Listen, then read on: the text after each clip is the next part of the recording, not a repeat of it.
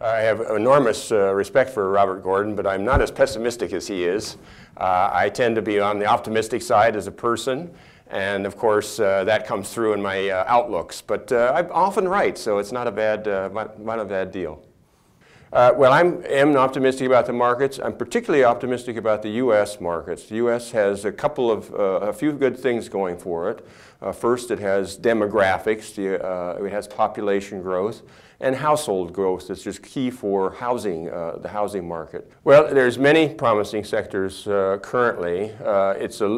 People don't think about it so often, but agriculture is a big segment.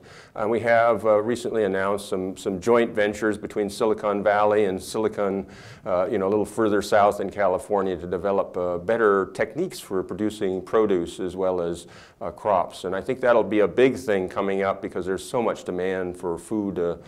Asia is doing very well. Latin America is struggling in Brazil, but doing well in Mexico. So it looks pretty good all over the world, but not great, particularly in Europe.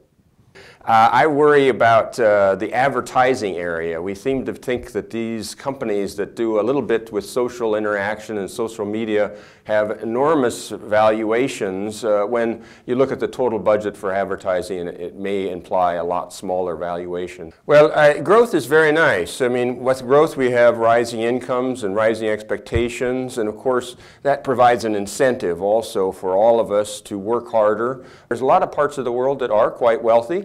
We've seen in Japan, of course, for the last 20 years, very small increments to per capita income growth, and the economy is doing fine, and it's got 4%, 5% unemployment, not an unhappy culture, so there are alternatives to the future. There is survival without growth, and some companies shrink and disappear. Let's face it, that happens too.